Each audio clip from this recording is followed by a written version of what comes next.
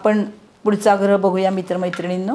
खूपच छोटासा, सगळ्यात छोटा ग्रह पण सगळ्यात जास्त कारकत्व असणारा ग्रह, आपल्या बुद्धिमत्तेचा कारक ग्रह बुध हा आपण बघूया.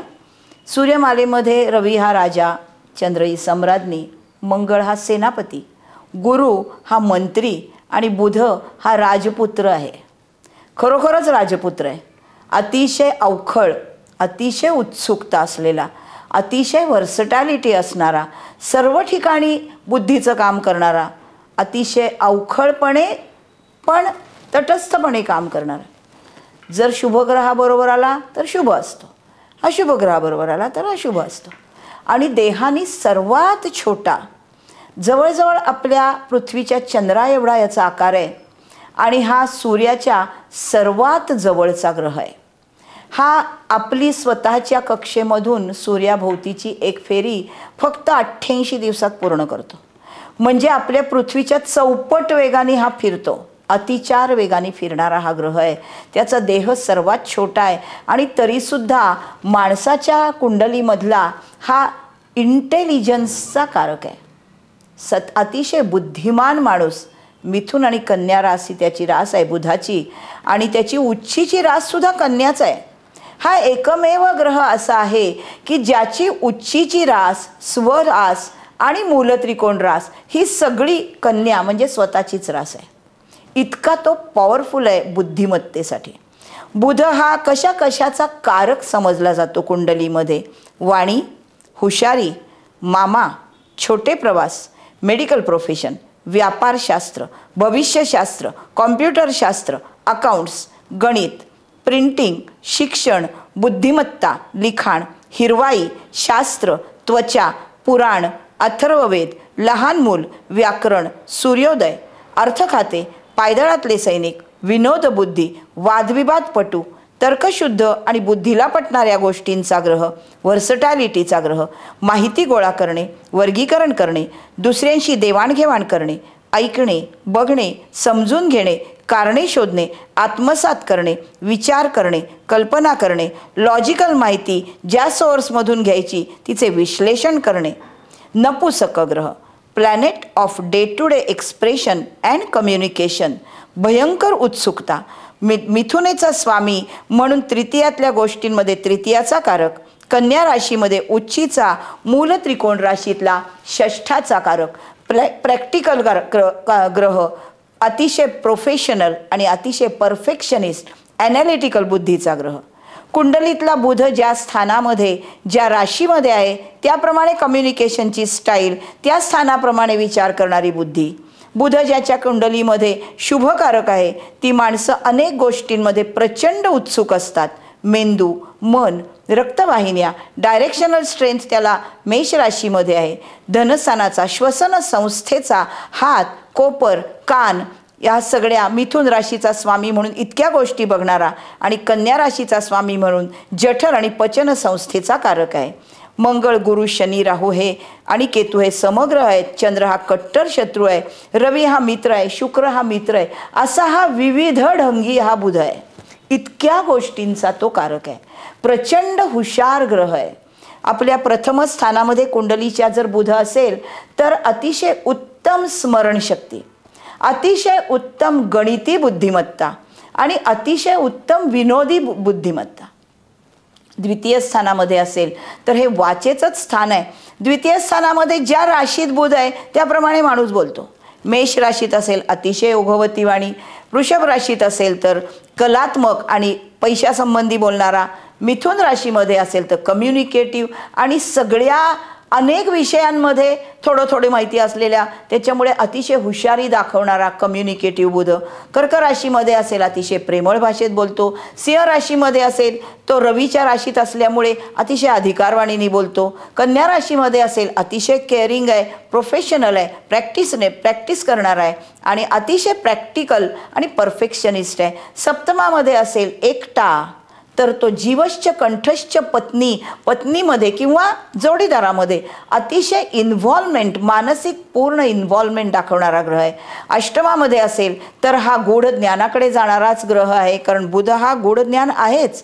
भाग्यामध्ये असेल तर हा इथल्या सगळ्या धार्मिक ग्रंथांचा, डॉक्युमेंट्सचा, लिखाण असलेल्या वेद, पुराणं यांचा कारक आहे. दशमामध्ये असेल तर हा व्यवहार ज्ञान, अतिशय उत्तम बिझनेसमन, अतिशय उत्तम वकील, अतिशय उत्तम भाषाशास्त्रज्ञ, अतिशय उत्तम गणिती, अतिशय उत्तम अकाउंटंट, इतक्या विविध गोष्टींचा बिझनेस करणारा आहे. जर हा लाभामध्ये असेल तर अतिशय बुद्धिमान, वित्ताचे सगळे आजूबाजूचे लोक, मित्रपरिवार अतिशय बुद्धिमान असतो. व्ययामध्ये असेल तर हा बुध बुद्धीला पटणाऱ्या आणि त्यातून शोध घेणाऱ्या अनेक, त्याच्याबरोबर जो कोणाला त्याप्रमाणे परासृष्टीचा वेध घेणार आहे. बुध हा कुंडलीमध्ये एकटा असणं हे अतिशय महत्त्वाचं आहे आणि हे फार रेअरली कुंडल्यांमध्ये असतं. का असं असतं? कारण रवीच्या जवळजवळ मांडीवर बसलेला बुध हा ग्रह आहे, तो रवीपासून 28 अंशापेक्षा जास्त लांब जातच नाही. हा जर रवीपासून 20 अंशावर गेला की हा वक्री होतो, म्हणजे रवीपासून लांब पळतो. कारण तो रवीच्यापासून त्याची कक्षा सर्वात जवळ असल्यामुळे हा रवी बहुतांश कुंडल्यांमध्ये, 90% कुंडल्यांमध्ये म्हणा, रवीच्या बरोबर असतो. रवीच्या मागे किंवा पुढे असेल, रवीच्या पुढे असेल, समजा मागच्या स्थानामधल्या रवीचे अंश आहेत 25 आणि पुढे या बुधाचे अंश आहेत 3, यांच्यातलं अंशात्मक अंतर 8 अंश झालं. कारण राशींच्या रेघा काही आकाशात मारलेल्या नाही आहेत, आपण कुंडलीत बघितलं. 8 अंशाच्या अंतरात हा बुध अस्तंगत होतो. अस्तंगत होतो म्हणजे काय? एक साधं व्यवहारातलं उदाहरण देते. समजा एका लग्नाची गोष्ट, याचा प्रयोग चालू आहे प्रशांत दामलेचा. प्रशांत दामले चौफेर टोलेबाजी करतोय, मग प्रेमाचं सुंदर गाणं म्हणतोय आणि सगळे लोक तल्लीन झालेत प्रशांत दामलेकडे बघण्यामध्ये. तेवढ्यात स्टेजवर अमिताभ बच्चन आला. अमिताभ बच्चन आला की गर्दीचं लक्ष अर्थात अमिताभ बच्चन या सूर्याकडे जाणार. प्रशांत दामलेकडे लक्ष कमी होतं. प्रशांत दामले स्टेजवर नाही आहे का? आहे, पण झाकोळला जातो. याला म्हणतात ग्रह अस्तंगत होणं. म्हणजे ग्रह तिथे असतो पण रवीच्या अस्तित्वामुळे त्याचं कारकत्व हे निष्प्रभ होतं, झाकोळलं जातं. असा हा बुध अस्तंगत होण्याचं प्रमाण हे अनेक कुंडल्यांमध्ये जास्त करून दिसतं. किंवा बुध जर कुंडलीमध्ये रवीच्या मागे असेल आणि समजा रवी त्या कुंडलीमध्ये 5 अंशामध्ये आहे आणि मागे असलेला बुध हा 25 अंशामध्ये, 26 अंशामध्ये आहे, तर यांच्यात अंतर परत 10 अंशाचं झालं. पण बुध हा अतिशय अतिचार गतीने जाणारा ग्रह आहे, आपण पाहिलंच. आणि रवी मात्र दर महिन्याला 30 अंश जातो, म्हणजे रोज 1 अंशच जातो. बुध त्याच्यापेक्षा फास्ट आला आणि रवी जास्त जवळ गेला तर बुध जळून जातो. म्हणून रवी आणि बुध यांच्यामध्ये अंतर कमी असेल तर बुध मागे नको, पुढे असावा. आणि म्हणून रवीमुळे बुध अस्तंगत होण्याचे चान्सेस जास्त, जळून जाण्याचे जास्त. बुध जितका कुंडलीत एकटा असेल तेवढा उत्तम, कारण त्याचं संपूर्ण कारकत्व व्यवस्थित काम करतं. मग तो त्याच्या कुठल्या कारकस्थानामध्ये आहे त्याप्रमाणे तो काम करतो. आणि हा जर अस्तंगत झाला तर हा ग्रह अस्तंगत झालेला, समजा पंचमामध्ये अस्तंगत झाला आणि पंचम स्थानामध्ये तो तुळेमध्ये अस्तंगत झाला, तर हा कोण अस्तंगत झाला? तर तुळेच्या मागे येते कन्या रास, म्हणजे हा चतुर्थेश अस्तंगत झाला. तर आईशी संबंध बिघडवू शकतो, बिघडतातच असं नाही, बिघडवू शकतो. कारण कुठला तरी एकच ग्रह संपूर्ण कुंडलीवर राज्य करत नसतो. सगळे ग्रह एका वेळेला ज्या कुंडलीमध्ये जसे आहेत आणि गोचरीने जसे येणार आहेत त्याप्रमाणे तुम्हाला दाखवतात. D1 मध्ये म्हणजे तुमच्या लग्न कुंडलीत असलेले ग्रह हे प्रॉमिसेस देतात आणि ती प्रॉमिसेस गोचरीचे ग्रह कधी पूर्ण करतात, कधी विरुद्ध जातात, कधी जास्त चांगले करतात. हे गोचरीप्रमाणे असतं. पण म्हणून बुध हा जर पापग्रहाच्या बरोबर आला तर तो पापग्रह होतो, हा शुभग्रहाच्या बरोबर आला तर शुभग्रह होतो. म्हणून सप्तम स्थानामध्ये एकटा बुध उत्तम, सप्तम स्थानामध्ये वक्री बुध अजिबात चांगला नाही. सप्तम स्थानामध्ये बुध आहे, त्याच्याबरोबर रवी, शनी, नेपच्यून असे 3 पापग्रह आले तर तो पापग्रह झाला. सप्तमात 4 पापग्रह अजिबात चांगले नाहीत. लग्नी बुध आहे, तो निचीचा झालाय तर तो लग्नात निचीचेच परिणाम देणार आहे.